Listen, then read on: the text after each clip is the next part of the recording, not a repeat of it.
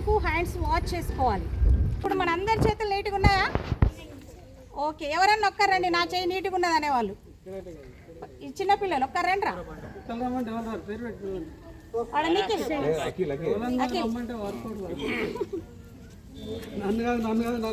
ఇప్పుడు నీ చేతులు చూపెట్టు, నీట్గా ఉన్నాయా?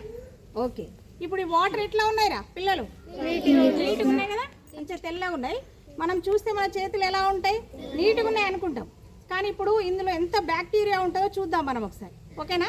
రైట్, ప్లేట్ ఈ ప్లేట్ లాగా పట్టుకురా, చేయబెట్టు చేయబెట్టు, ఇట్లా కడుక్కోవాలి. చేయి ఎట్లా కడుగుతావు? రెండు చేతులు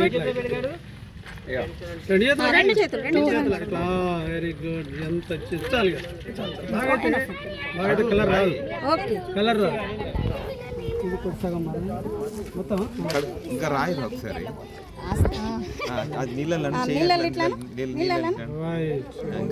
సూపర్ కలర్ అయింది, క్రీమ్ కలర్ అయింది. ఎంత తెల్లగా ఉన్నాయని చెప్పినవరా?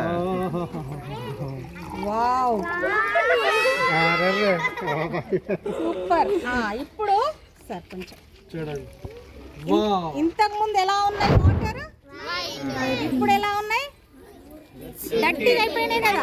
యాక్చువల్గా మనం ఏమనుకున్నాం, ఇంతకు ముందు ఏమనుకున్నాం, అఖిల్ హ్యాండ్స్ నీట్గా ఉన్నాయి అనుకున్నామా లేదా? ఒక అఖిల్ హ్యాండ్సే కాదు, మనందరి హ్యాండ్స్ కూడా ఇప్పుడు వాష్ చేస్తే ఇలానే అవుతాయి. అందుకే మనం తినే ముందు ఖచ్చితంగా సోప్ పెట్టి చేతులు కట్టుకోవాలి భోజనం చేసే ముందు. ఓకేనా? తర్వాత ఇంకొక రెండో విషయం, టాయిలెట్కి వెళ్ళొచ్చిన తర్వాత కూడా ఖచ్చితంగా ఏం చేయాలి? హ్యాండ్స్ వాష్ చేసుకోవాలి. విత్ సోప్ లేకపోతే ఏమైతుందో చూసారా? ఇప్పుడు దీంట్లో వాటర్ కనిపిస్తున్నాయి కదా, మన కంటికి కనబడిని వేల కోట్ల బ్యాక్టీరియా ఉంటుంది ఇందులో. అది లోపలికి పోయింది అనుకోండి, కడుపు నొప్పి, తలనొప్పి, జ్వరం అన్నీ వస్తాయి, వామిటింగ్స్. ఓకేనా? ఓకే.